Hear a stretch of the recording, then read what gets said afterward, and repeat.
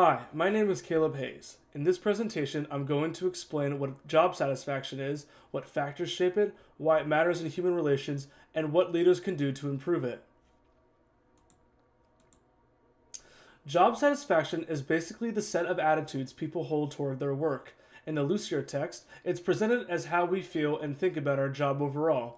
A classic definition from Locke also explains job satisfaction as a positive emotional state that comes from evaluating your job and your experiences at work. So, it's not only whether you like your job satisfaction is how you evaluate the work, the role, and the environment. Because it can change, organizations often measure it with satisfaction surveys, which are designed to figure out employee attitudes about the job and the work environment. And since work is connected in real life, what happens outside of work can impact satisfaction and can then spill over into overall life satisfaction. In Chapter 3, Lucier lists 7 major determinants that shape job satisfaction: the work itself, pay and benefits, growth and upward mobility, supervision, coworkers, job security, and attitude toward work. I like to group these into 2 simple brackets. First are job design factors.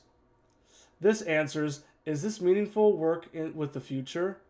Second are the work environment factors like supervision, coworkers, job security, and pay. This answers, is this a fair and stable place where I feel supported? The main idea is that someone can be satisfied in one area and dissatisfied in another. So leaders have to look at the whole picture, not just pay or just the work itself. Job satisfaction matters because it connects directly to outcomes we care about in human relations, like performance, commitment, teamwork, and retention. Research shows a reliable positive link between job satisfaction and job performance. A major review and meta-analysis found an overall moderate relationship, and this is by ResearchGate. Satisfaction is also strongly connected to whether people intend to quit and whether they actually leave, which affects staffing costs and team stability.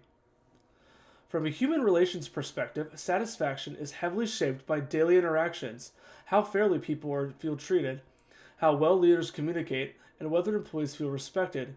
When those relationships factors are handled well, people are more likely to cooperate, contribute ideas, and stay engaged.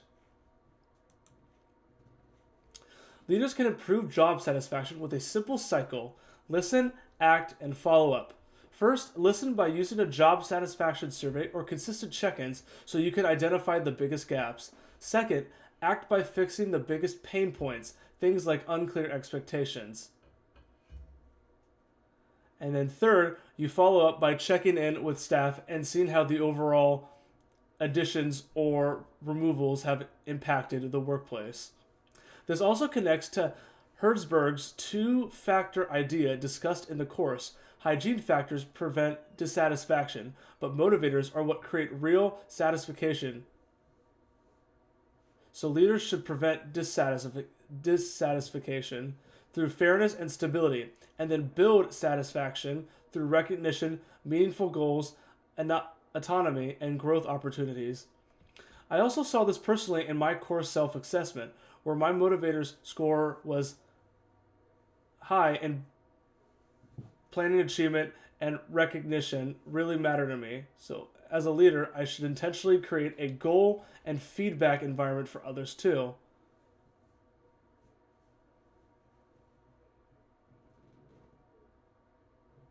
High in learning achievement and recognition, and that's what matters to me. So as a leader, I should intentionally create a goal and feedback environment for others too.